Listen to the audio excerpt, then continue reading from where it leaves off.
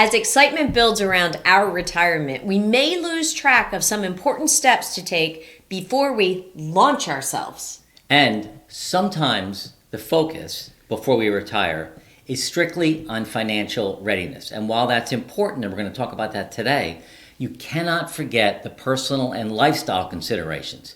If you don't prepare properly, these golden years can lose their luster, actually leaving you unfulfilled. Did you see that play on words you just did? Gold, luster? Yes. That was pretty good. That was my point. Oh, okay. Golden luster. If you neglect these critical steps, it could mean the difference between a dream retirement and years of regret. So like us, you might be thinking, look, I've worked hard for 30 years. What's the big deal? I think of that sometimes. That you worked hard for 30 years? 35. I did 38. I know. You did 30. And then I think, well, you're still working why is hard. it so hard? So, but we should finish this for the folks who dialed in to watch us. Okay. Because they might be thinking, why can't I just drift off into the sunset in retirement? I've worked hard for 30 years. It's definitely an option, and we know people who have done that or are doing that. And where are they now? But you may end up feeling a little adrift at the sea, kind of one of our favorite analogies, adrift at sea with no rudder. Yeah, you don't want to be there. Yeah. That's not. And for those of you who aren't boaters, a rudder is really important. Yeah, rudder steers it, so you need to know where you're going. Right. Now, look, if you're new here, I'm Mark, and this is my wife, Jody. And we don't focus on the financial aspects of retirement, but rather lifestyle, health, relationships, and more. So please hit the subscribe button and the notification button. We want you to get notified when our new videos come out. And more importantly than anything, if you could share this with someone that you care about who's on their retirement journey too, we would really appreciate that so we can get this word out far and wide. Last year we ran a mastermind class and we had a bunch of insurance agents actually in it. Okay, Many of them had sold their agencies to bigger brokerage houses or even global companies. And they had everything they needed. They had the finances? They did. They had their finances worked out, their 401ks, their savings plan, their weddings were, for their kids were all saved, college had been paid for. And they really felt empowered on that first day. But they came to us in our mastermind because they hadn't thought of these critical factors outside of the financial. And today, do you remember that? I do. But we are going to cover some of the financial aspects today because they are important. But the lifestyle issues are important too. And we're going to cover that at the end. We're actually going to give you 5 things that people typically overlook when they do retire. So stay to the end for that. But yeah, I remember it was actually a guy and Well, there were 3 of them. 3 guys? Yeah, 3 of the 3 guys. different people. Different people who were in the insurance business, had done well, and then sold their companies and really felt that they were poised for success financially. And they were. They were right. They were, but they weren't poised for the rest of their Right. life. They didn't really have a plan on what to do, which we're going to cover again today a little bit. So let's get into it. So that's really important. So 10 things that you need to do before you retire. And again, stay at the end because we're going to give you the 5 things that people typically overlook when they transition from their careers into retirement. Okay, so what's the first thing? The first thing is assess your financial health. Now, we don't want to spend a lot of time on this because we don't do financial planning, but you definitely need to have an idea as to what you have in the way of savings, debt, investments, and retirement accounts that you're going to start to take money out of. You're going to start to decumulate your money. Right. And you have to check on the performance of your current investments, look to see if you need to diversify and or change your strategy now that you don't maybe have income coming in. Wow, right. That was a lot to say. And this would be a good place to remind everybody about new retirement. New retirement, yes, we'll put the link below. Yeah. That is a dashboard. I think it's very inexpensive. You can actually use it for free for 2 weeks, but it's a dashboard that pulls all your financial information together in one spot. And you also can do a lot of calculators in there to figure out if you sold your house, if you bought a bigger house, if you got rid of your mortgage, things like that. And it actually helps with the second topic that we're going to talk about today, which is creating a retirement budget, right? In the new retirement platform, you can actually set up different budgeting, different ways you want to either spend money, save money, and what's going to happen when some retirement incomes start coming in, like your pension and or Social Security. And I think the thing psychologically is this. You've spent 20, 30 years building your nest egg, having money come in, and living, a nice life, I imagine. But now that income stops coming in, and you're actually paying yourself from all that money you save. Psychologically, that's a little bit, It's difficult. it's difficult. So you want to have a budget to keep things tight so you just don't run out of control. So you de-accumulate at the appropriate rate. Yeah, and you can have extra money for, vacations or home improvements or things like that. Right. But if you know your fixed cost, your mortgage, your heat, electric, Your survival cable, costs, yeah. dinners, groceries. At least you have a base of where you're going. You can track that as you go forward and realize when you look and you say, geez, I don't have as much money as I thought. Right. You know where it went and you can adjust. Yeah. And yeah. you need to adjust. Well, let's definitely put that link below. Okay, we'll do Okay. that. Okay. The third topic would be consider your healthcare options. Research Medicare supplement, and supplemental insurance plans for, what works best for you with your health and wellness and what you might currently have. And we haven't done that yet. So No, we we really haven't. can't comment. When we go through that process, we will definitely do some videos on that, but we're not qualified to do that. No, but we have explored some long-term care options, and some planned out-of-pocket kind of catastrophe healthcare expenses. Well, that's important to all put under that healthcare topic. Yeah, and I think the long-term care insurance is something you should look at. And if you're watching this and you're younger, the younger you buy it, the better, because you can get it for less money. But really, overall, you have to think a little bit about what's going to happen if I should get sick or old quicker than you. I am older than you. Well, you're getting old quicker than me? Well, what if I... Don't years count the same? Yeah, all right. So are you going to just stump me with math again today? What about when I end up in a nursing home way ahead of you? I don't think Or so. am I going to be nursed at home? I will nurse you at home. Oh, there you go. There you go. Problem solved. Okay. The other thing you really want to do is update your estate plan. Yeah, that's Wills, the fourth thing. Trusts, powers of attorney, healthcare directives. Are you going to have a do not resuscitate? Living wills. Yeah. That really directs those that are still there, that are caring for you, that have to make decisions.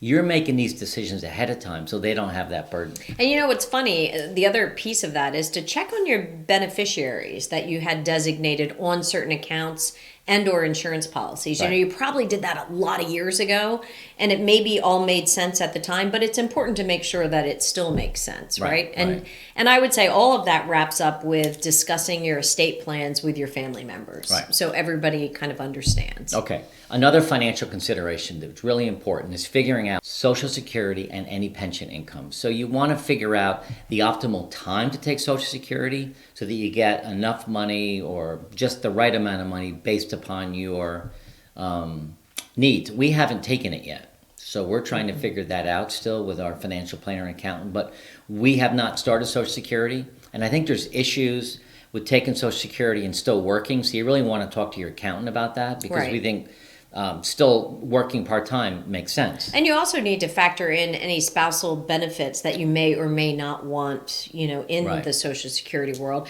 So Social Security, I think, is like a whole bucket in and of itself. It might be interesting to have a Social Security specialist on. It's a good idea. Wow, that was hard to say.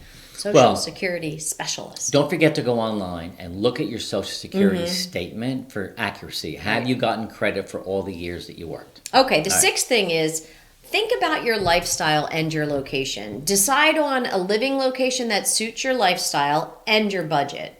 Do you want to be close to family, close to healthcare and amenities?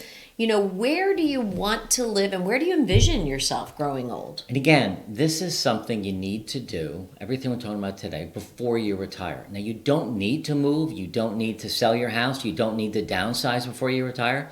But you need to start the discussion, because something like downsizing or moving location, that doesn't happen overnight typically. It's something that needs some conversation and getting used to. But if you take a look at your current house and you have a 5-bedroom house and the kids have all moved out and all of that, now's a good time to start thinking about that, right? We don't have a 5-bedroom house, but we have a very vertical home in Connecticut.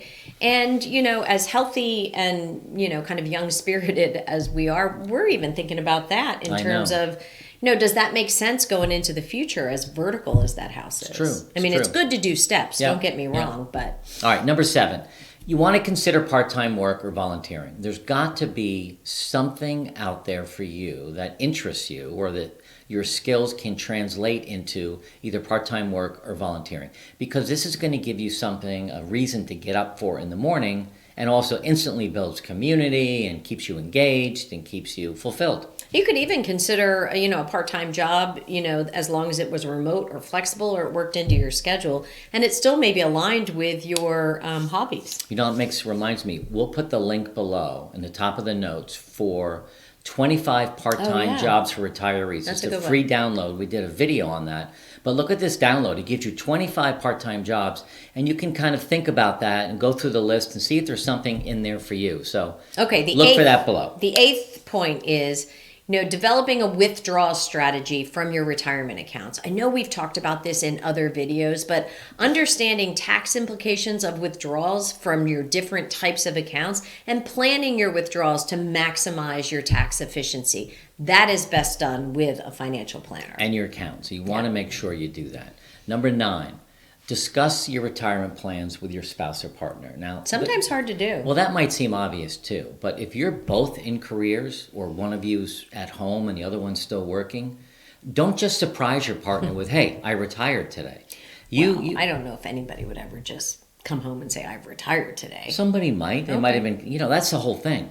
Over communicate on Yes, this topic. I agree. With your partner. It shouldn't be a surprise to either one of you that you're going to retire. You may have to give a lot of notice at work, but I think that it's important because you want to align your goals and timelines together so that you can kind of ease into this phase of life.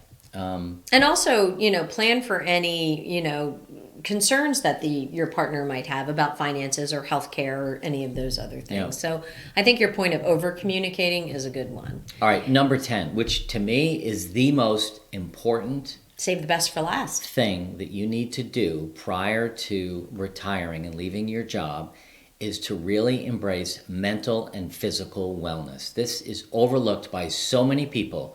I've said this on so many videos. The average number of hours that people over the age of 65 spend watching TV is 38 hours. It's like a Do full-time not job. become a couch potato. Right. You want to develop a routine for regular physical activity. And our physical activity is evolving all the time. Yeah, definitely. And we explore different ways for mindfulness practice, meditation or yoga or journaling, and, always regularly checking in with our healthcare professionals and staying abreast of what's new, in terms of like apps and things that can help Right. you with that. I think that's really important. All right. So, for those of you that are still here, we appreciate you staying to the end. Here are 5 things that people often overlook when they transition from their careers into retirement. And the first one is establishing a new routine. In your job, you get up at a certain time, you have breakfast, coffee, read the paper, get in the car, whatever, go to work, come back, have dinner. When that routine is broken and ended, you need to have a new one. That's true. The second thing is the social network transition, right? Leaving your job often means losing a significant social network. And you have to plan on how to maintain some of those relationships or how to build new relationships in your retirement for your emotional well-being. So you need to realize that's going to happen. And the other thing that's going to happen, the third one, is your identity that you have in your career really goes away. So you need to figure out what your new personal identity is beyond work. Right. And it could be your old identity, but something beyond work, because work often forms a huge part of someone's identity. Right. I know it did for me. Yeah, for me too. The fourth one is, and we kind of harped on this in the 10 above, but your health and fitness regimen. A lot of people enter retirement without any type of health and fitness routine. It's really important to maintain physical activity and a healthy lifestyle. So setting up a regular exercise and wellness plan is key to staying healthy in your active retirement. All right, so the fifth thing that people overlook when they leave their career is embracing lifelong learning and intellectual engagement. When you were working, you probably were reading books, going to seminars, getting your accreditation for your license if you have anything like that. But a lot of retirees just decide, you know what, I don't want to read anymore, I don't want to learn anymore, I don't need that. And that's bad. Yeah, well, it's not bad. It's What do not you that mean? things are bad or good. I think that's always hard for people to digest. What it does is it stifles your growth for the next 20 or 30 Yeah. years if you're not keeping abreast intellectually, I think. you know, you need to be as interesting as you are interested, and it does help you stay But interested. learning something new and engaging your mind keeps the mind sharp. Yep. And it contributes to your overall happiness. Yeah. I think it's important. You know, your journey into retirement will evolve over time, but thinking about these 10 critical action steps will help you get a running start. Now, if you enjoyed this video, and we hope you did, this next one is great. This is actually a 3-part series called Transitioning into Retirement. And there's one video that talks about 10 years until retirement, another one 5 years till you retire, and then the third video is 1 year to go for your retirement. So watch these 3 videos next.